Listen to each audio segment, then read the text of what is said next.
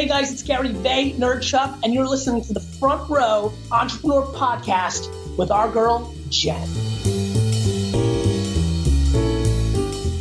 Our guest today hit 3 million views in 2018 on LinkedIn and has been featured on Inc.com as a top live video marketer and speaker at Social Media Week, Video Marketing World, Broadcast Your Authority, and Bid Summit. And with over 18 years experience in business development and sales, she developed the LinkedIn Business Accelerator method, which she implements with her clients, helping them achieve increasing business, creating an evergreen LinkedIn profile that sells while you sleep, and becoming the go-to expert in your niche. Judi Fox, welcome to the Front Row Entrepreneur. So excited to be here. I am so excited that you're here. So on this show, I chat with people who are taking a front row seat in life and business. So clearly, with that introduction, I know that you are for sure a front row type of entrepreneur. I was always in the front row of all the classes I would take. So I love the title of this. I thought that you're going to pay attention if you're in the front row.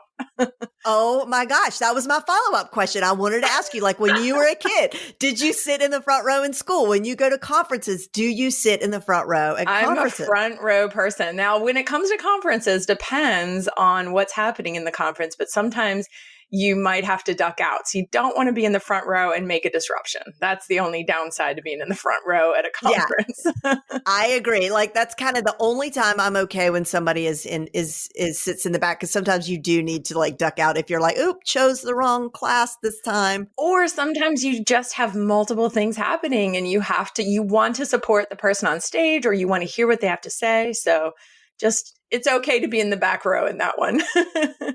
I agree. I give permission for that one too. All right. I knew it. I really have this theory. I mean, like there's certain kinds of people. I just knew you were going to say that you sat in the front row. Yeah. I just knew it. And on purpose. And I really meant it. Like I was like, I am here. I'm ready to take notes. What are you going to say? Right. You're all in. You're ready to just soak it all up. Yes. I love it.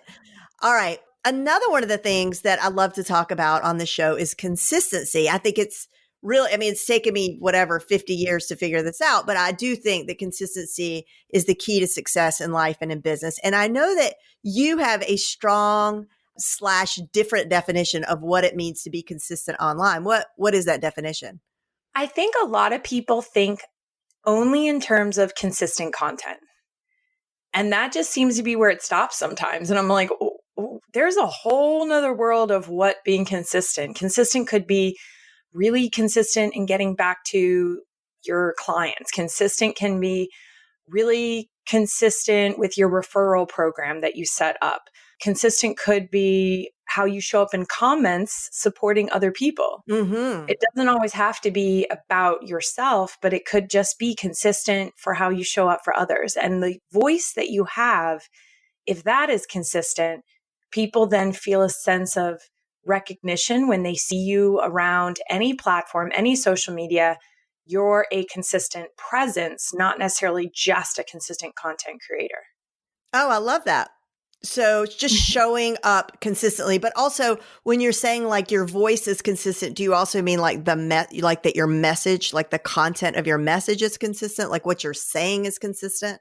I think not just the message, but also more of active listening skills and showing up as a leader consistently. So a definition for a leader, and again, everyone could see you can lead. It doesn't mean you're an effective leader, but you can lead in almost any way, in any format, in any style.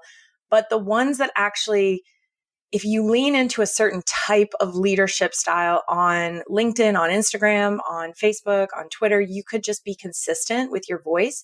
So for example, one aspect of showing up as a leader online could be showing up as a coach. So that is like a category that I have for my clients. And I detail out how a coach shows up in the comments as a leader. So that is active listening skills. So making sure the person feels like you actually consumed their piece of content, not just saying great post. So if you turn around and do that every single time, people notice and they all of a sudden feel like, wow, that person really paid attention. So that's just one category of how you can show up as a leader.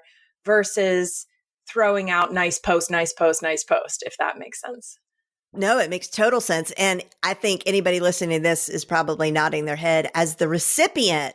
Like if you've ever been the recipient of someone who's left you a comment like that, it makes your day. It's like, wow, and you remember those people more importantly, I have a lot more followers and my email list is a lot bigger than it ever was today. Thank God. But I still I notice the people who actually comment on my content in a way that lets me know whether it's a post or a Facebook story or a blog or a podcast when they say like, I loved this part or the thing you said about this really stood out to me.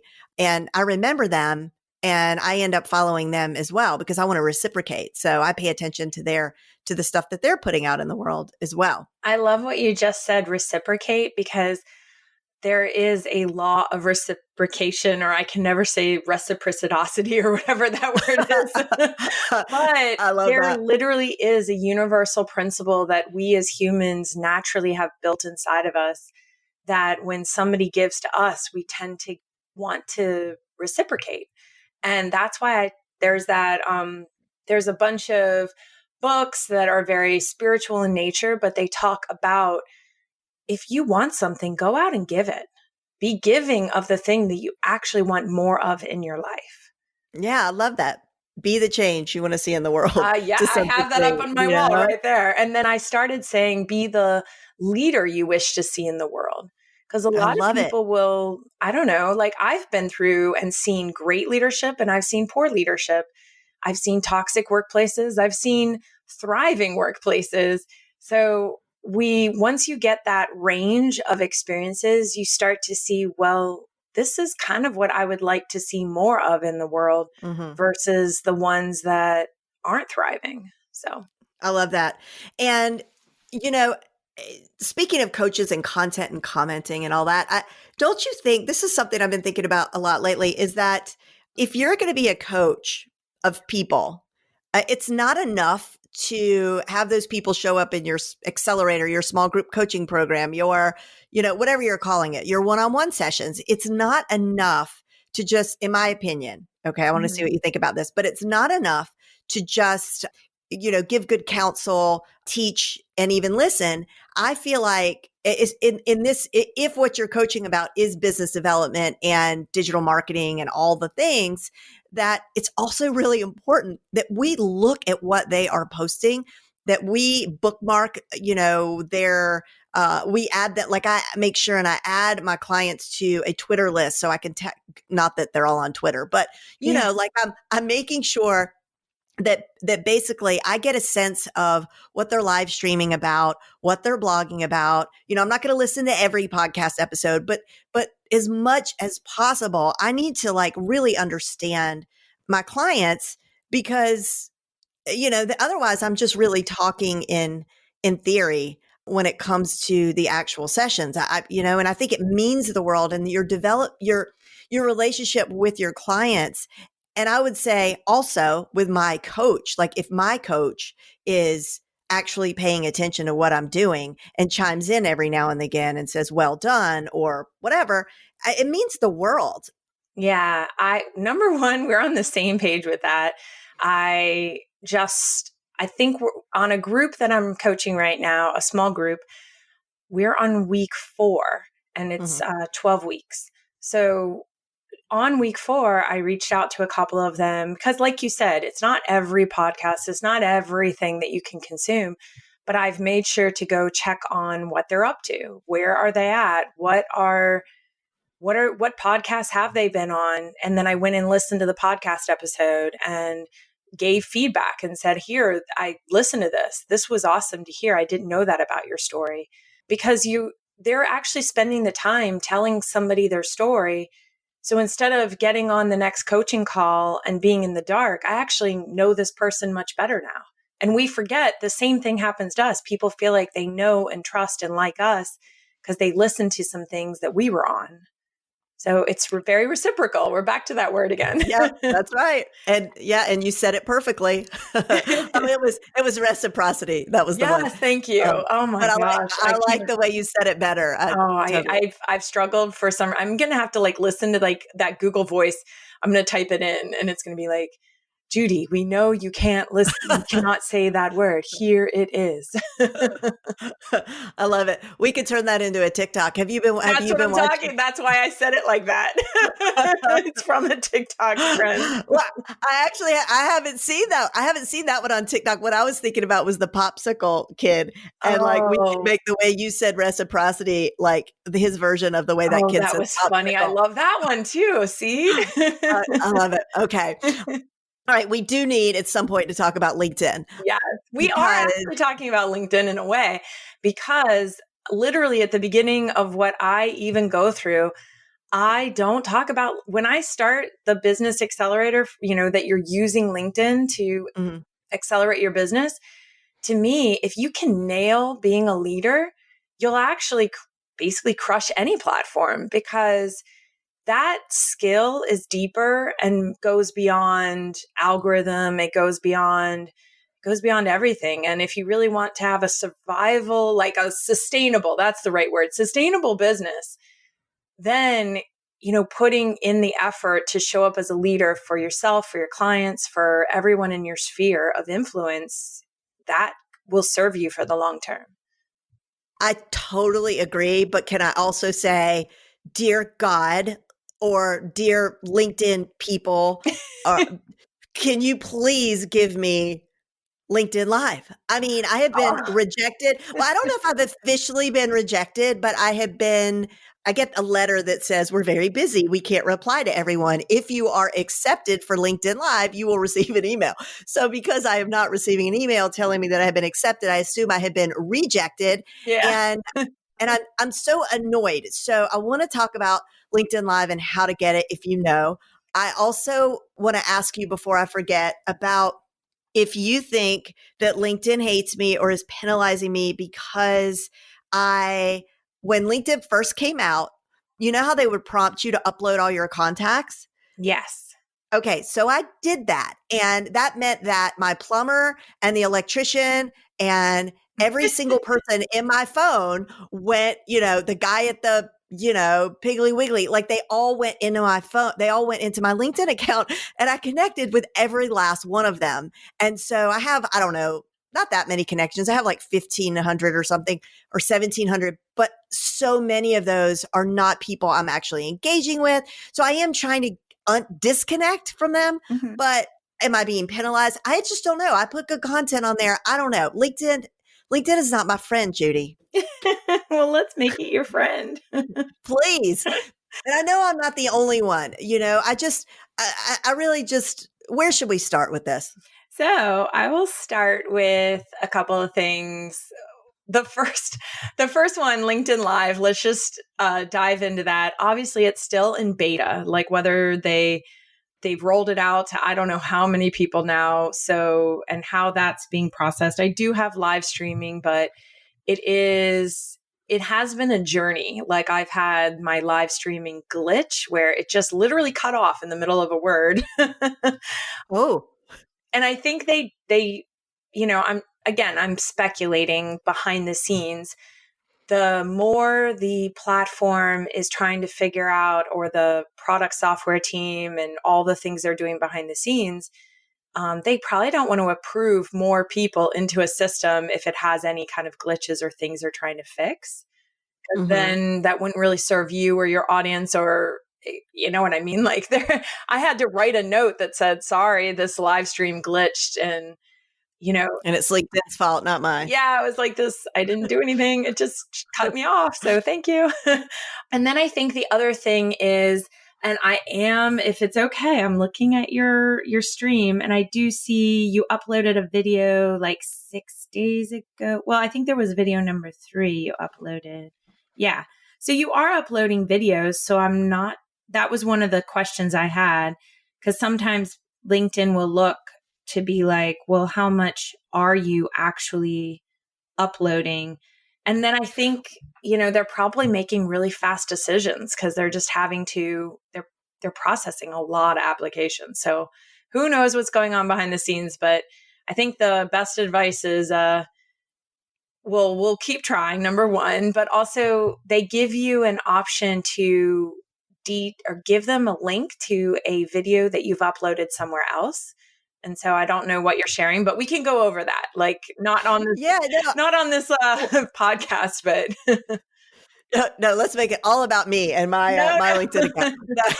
No, but I did. You are supposed to submit like your most recent live streams Yeah. to show that you like do it consistently and give a hook and all that. And I did all that, but whatever, I'll keep trying. Okay. Yeah. And then back to all the people like myself who uploaded every contact in their phone. What should we do about that? So so here's where I stand because I think I have a ton I think I'm at 28,000 connections. So, Oh my gosh. and I know not all of them are engaged and I know not all of them are necessarily even ideal, but that's not where I'm looking at. When I look at somebody's content, and I think when LinkedIn is determining who to push your content out to, they do struggle with pushing content out to external links. So I know you obviously hello, Social Media Examiner rocks, but Yes. that's going to hurt the reach for your content by uploading link, and then trying to get a video to be seen all in order, if that makes sense. Great. Yep, it does. So, and there's no text copy that's going along. Right. There's no commentary. Yeah. So the platform is going to give you likes and comments primarily based on the copy first, and then they'll go further to click on, oh, I do want to check out how to develop a social media approval process for your company. But there's no text copy. There's no kind of ... see more that we get on LinkedIn that actually tells LinkedIn this is a popular post. Got it. Okay. Yeah. So what without about that? We're kind of missing the oomph that LinkedIn gives your content. Yeah, that makes total sense. And like, I know better, but I've totally gotten lazy over there because all of my blog posts and my podcasts and everything, I have not been rewarded. I used to post articles. Yes. That was so great. And then it stopped being great. So, okay. What about company pages? Now I see they've made a lot of great changes, it seems like. Are you recommending those for small business people like coaches and solopreneurs? Or are you thinking that's more for a different kind of business? So I love company pages. And the reason why is because you can see how many people are converting from just one post to click on your website above. So the really nice thing about company pages is there's less distraction for people when they come to your company page. So here's how I think about them. Somebody visiting your company page is a very warmer lead. So they maybe started at your personal profile, or you made a post and they were somehow looking at your company page. So getting less views doesn't always mean that there's a lot of silent consumers out there. Mm-hmm. So what I'm trying to say is these people will look at your content, but they will click over to your website. So for example, I think when I first made my first post on my company page, I was at 100 followers and 50 people clicked over to my website just Wow. Wow. So now I'm averaging 100 or so. I'm maybe posting once a month, so it's not very often, but whenever I post, about 100 people click over to my website, and I'm now getting close to 1,000 followers. So these numbers are not off the charts, but if 100 people are clicking over to my website, they're then clicking to book a sales call with me. There's an application process. It's been amazing. It's converting to maybe 20 to 30 sales calls. Okay, so we should all go and start a LinkedIn company page and post. Do we post the content? Like, if let's say we post a blog post on our LinkedIn feed, is that the same kind of thing that we want to post on our company page? So I have been testing what will work, what will convert to clicks through to my website. Mm-hmm. What I've started to do is actually share. So if somebody's going to say something positive about me anywhere on the internet, that is great, like billboard real estate, to be like, somebody talked great about me and my company or whatever. Or a podcast is a great thing to highlight and do an audiogram of your podcast. Or I'm about to go live and do a webinar. Here's the link. Like it can be very promotional. I do think you need to tell the people the value of what they're going to listen to, if they're going to Mm-hmm. listen to your podcast, if they're going to go consume this person's recommendation of you. But it's kind of a place to, toot your own whistle, like blow and be like, hey, I'm here. This is what I'm up to. Yeah, great. Okay, I'm excited. Yeah. Oh, and I do want to share. So I do run several company pages for other people. So it's not just me looking at my numbers. And because some people say to me, oh, well, that's just you. I'm like, I run, one of my best success stories is an engineering firm that I run. We started at around 100 followers, and I think they're getting close to 500. And it's not huge numbers, right? But we're averaging maybe 10 to 20,000 views a month. And then that's converting to people to click on their case studies, to click on their website, to get featured in more articles. They're just starting to pick up like a ton more momentum for people to notice them. I love it. That is indeed a success story. Okay, I am totally sold. Okay. Well, and one more thing, because I am a huge fan, obviously. Yeah, you go, girl. LinkedIn will send that content out to your local area. So these are not views of, say, for example, there was a job posting the engineering firm put out, and they wanted an employee in the Virginia area where I live. And it went to the Virginia area. So it went to 3,000 people. The links were right there. People clicked on it, and they got a lot more leads than they ever imagined. And yeah, I've had so many success stories for job searching being done through the company page, and it's been so successful. And is this as of late, or has this always been your experience with company pages? So I have not always been a big fan of company pages. Yeah, right. Me either. So I would say it's in the last 6 months that I've really leaned in. And then it's basically been within the last year that I've seen so much success. People will click on the links. It's because there's less to do on a company page. There's less confusion of where to go. There's literally, here, you can follow me or you can visit my website, and that's it. Okay. Awesome. All right. So what about, can we talk about the inbox? Like, that's something it's really the last frontier for me. I mean, I've gone over to YouTube. I feel like I've developed my YouTube and my Pinterest, even Instagram. I'm even on TikTok now, but LinkedIn is neglected. I mean, I know I'm not using it to its fullest potential, and I definitely have never done any sort of direct messaging over on LinkedIn.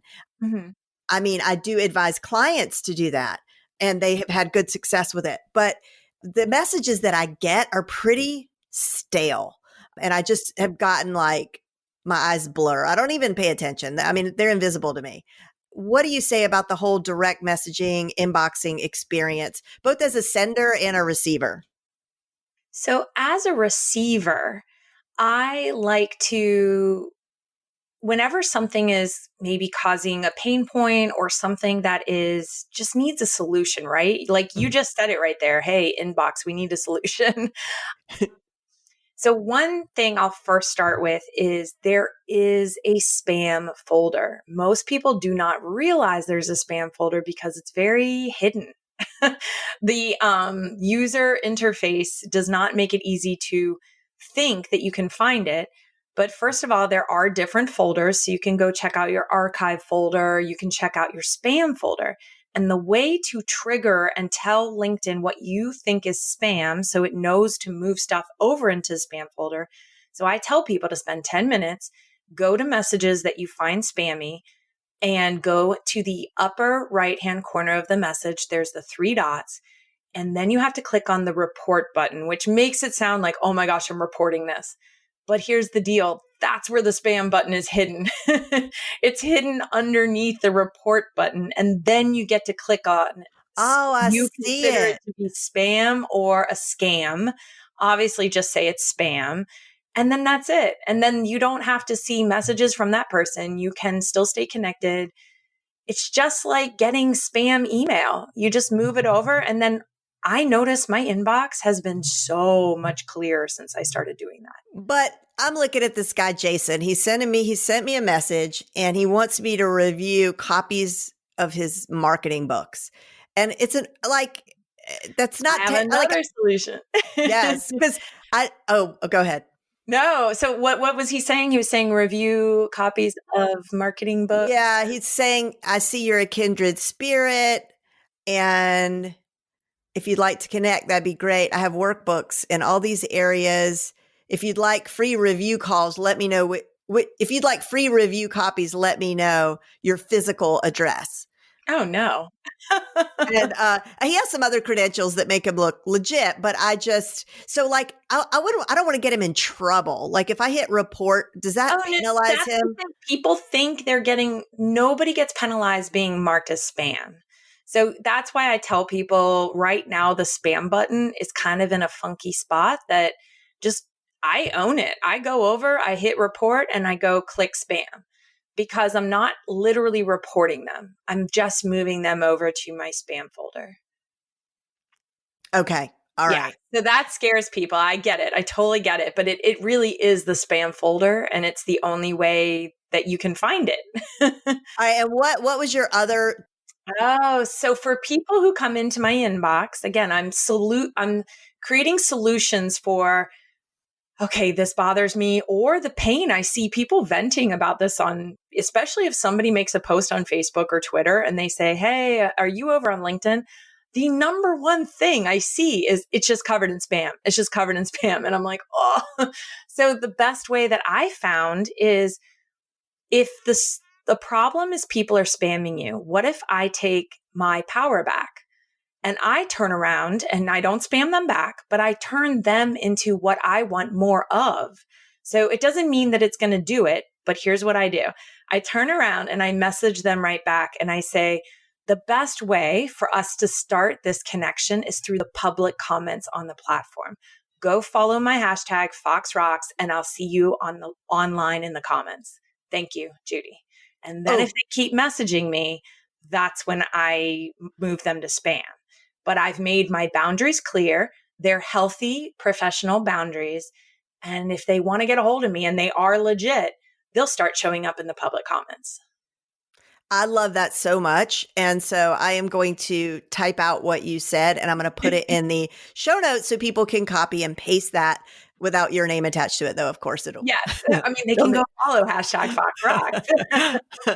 Yeah, which they should do anyway. We're all going to do that anyway. Hashtag FoxRocks. Is that what it is? FoxRocks. I love it. Yeah. And you guys, Judi, of course, with a last name like Fox, she totally plays that up in her branding. And she wears these cute little fox ears, and which I would totally do too. I mean, what a great mascot to have. Yes, it's been so much fun now that for some reason, it seems obvious now in hindsight, but I mean, my last name's been Fox for a long time and I did not think about doing that. Well, I'm so glad you did. It works for you. Well, thanks. So yes, that is taking your power back. So when anyone ever comes to me with, I've got this problem, I mean, same thing happens probably to all of us. We all are facing so many things every single day in our lives, and becoming solution oriented is really the key to long-term life and thriving. Totally. I could not agree more. Well, what about LinkedIn? LinkedIn showcase pages are long gone, right?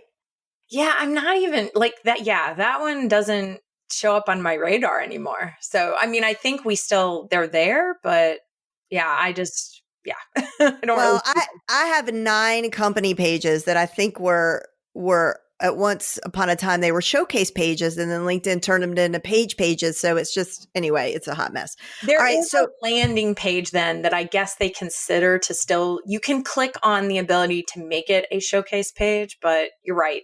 LinkedIn's become such a content generating social media platform that it's not the older days of LinkedIn. So what about we brushed past it a minute ago, but yeah, writing an article, is that still a good thing to do?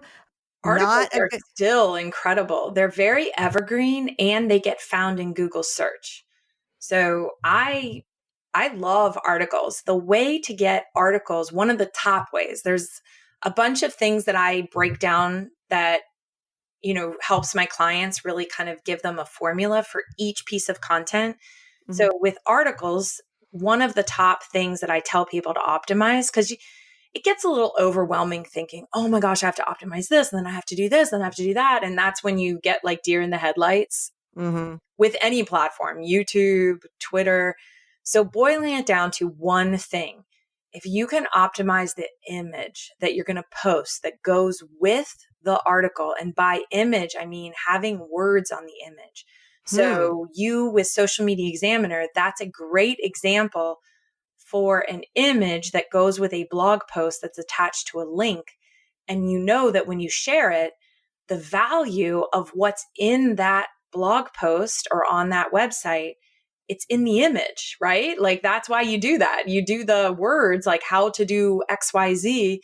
It's literally in the image when you social share it on Twitter, on Facebook, and then on LinkedIn. That's the power of making a very Pinterest looking image for your LinkedIn articles. So I actually take a page out of Pinterest and I make and the one article that I have, and it's because it keeps closing me business. So I just leave it up. Wow. But yeah, it's a year ago. And that I turn any popular posts into articles that live on. So if you have any piece of content or YouTube video or something that is extremely popular, it's a great way to have your content live on the internet, do some key SEO terms so that it can get found in Google search and it can live on. Oh, I love that. Okay. So what about hashtags are really big these days in LinkedIn. I mean, that was like about a year ago. I guess they got really big into hashtags. How are you using hashtags with your content and your posts? So the first hashtag that I always think about is having one personal hashtag, because if you're trying to grow multiple ones that are all personalized and nobody's Mhm. following them, then you're trying to grow 3 that have no following. So it's the same idea as niching down. Pick one for now. If you want to grow another one in the future, grow it in the future, but pick one hashtag that it's almost before you have followers of that hashtag, it's basically a file folder for your content. Mhm. Mhm. It's just a way for you to quickly have that. First of all, it's great for that message because then when they click on that hashtag in your LinkedIn DM, it doesn't give them this huge link and it doesn't look super spammy. It just is a blue hashtag in that DM that you send people. They click on it and they immediately see all of your content that you've uploaded Oh, I love it. versus all these other ways you have to click to go see my content on LinkedIn. You have to click this and then click this and then click this. Right. So that's number one, a huge reason to have a personalized hashtag. But I always recommend just one because then you're trying to grow too many at the same time. The next thing is then I have 3 to sometimes 5 hashtags that people are following. So you can get your content in front of new people, very similar to Instagram strategy, but just not as many hashtags. So you might want to check out the hashtags. If all of a sudden you're using hashtag strategy and it has 3 million followers and people are posting every 2 seconds to that hashtag, it could be extremely crowded. Mhm. So maybe pick one that is hashtag video, which has about 10,000 followers. I'm just pulling numbers, but I think I'm close. And that one is more available for you to literally get seen by those 10,000 new eyeballs. Okay, awesome. All right. We skipped past the messaging part faster than I wanted to because I wanted to ask you how you use LinkedIn messaging for prospecting. So, the best way that I use LinkedIn messaging for prospecting is I think, people talk about the know, like, and trust factor. Mhm. I somehow leaned more towards the concept of I understand there's a million words that you can use in replace for the word no. I use the word awareness. Are they literally aware that I even exist? And that's why I come from a place of just make it fun. Like I have a fun GIF that Chad, I can never pronounce his last name. He's going to kill me. I will, we can tag him, but he made some gifts for me that are under my name. And he did that so kindly. And one of them is waving hello. And it's so great because I literally send that out to so many people because it's a wave hi. And then I get so many responses back like, oh my gosh, nobody's ever sent me a GIF of themselves waving hi to say hello in the DMs. Oh, I love that. And you know what? LinkedIn also, I do this a lot on Facebook and on Instagram, but LinkedIn, you can do this as well, or maybe you can't, but don't they have a great audio feature now so you could send a voice message?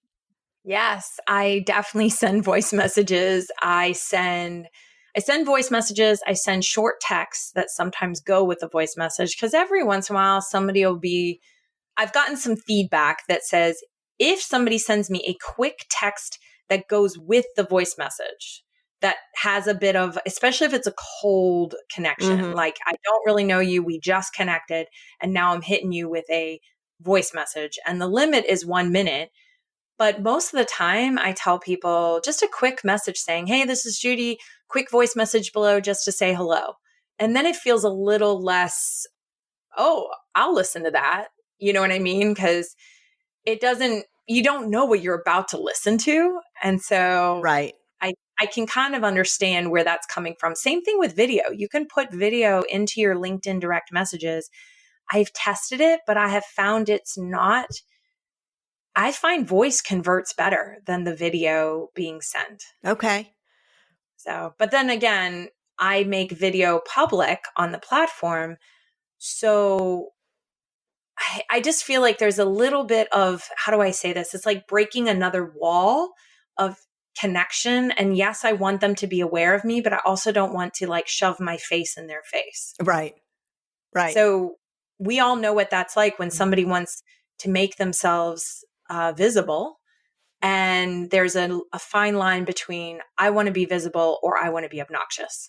So That's true. I find that voice messages hover and make it more comfortable and make it easier for people to turn around and send you a voice message back versus a video back. And I'm like so astounded by the quality of the audio.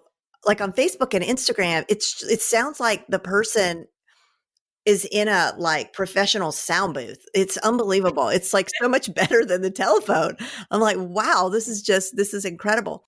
Okay. Now I want to ask you about you had mentioned that you, with your accelerators in your group, you help them set up LinkedIn profiles that basically drum up business while they're sleeping.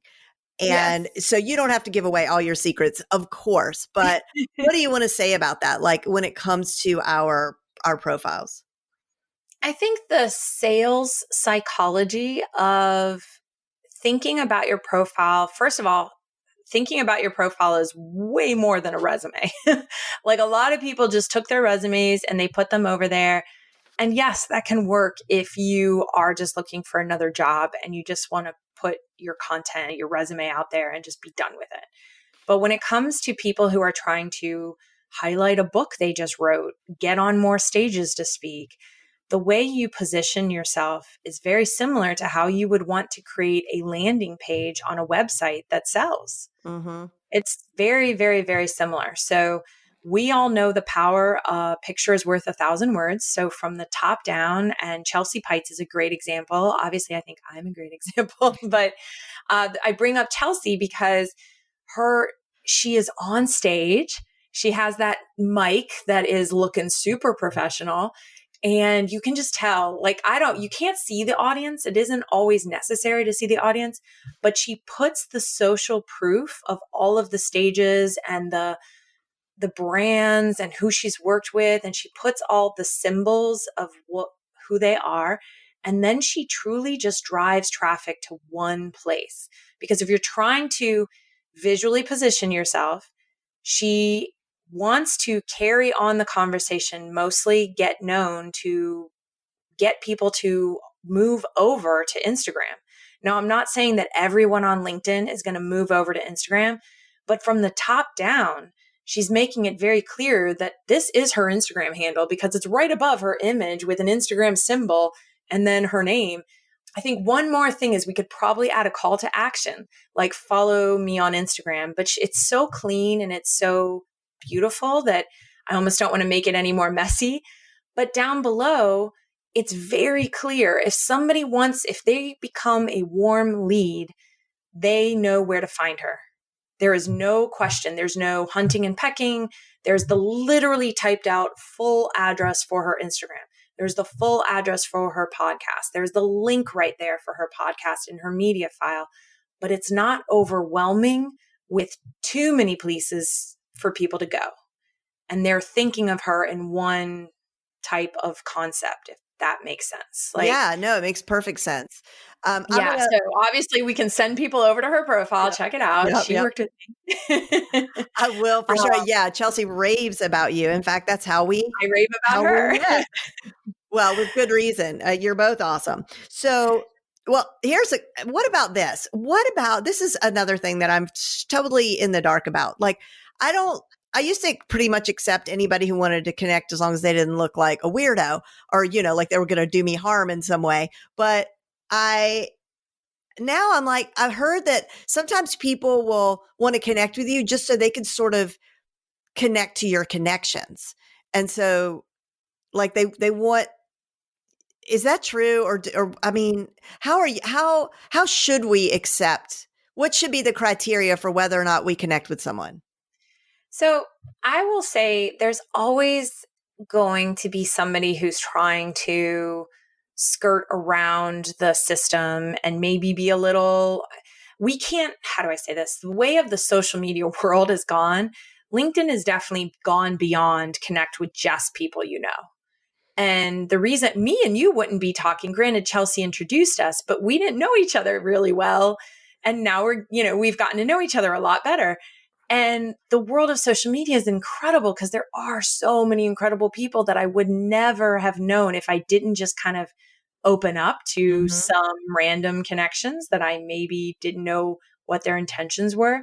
But for the most part, you can go to your privacy area. And if you do want to lock down the ability for anyone to go in and kind of mine your connections, you can go do that privacy click. That doesn't hurt you.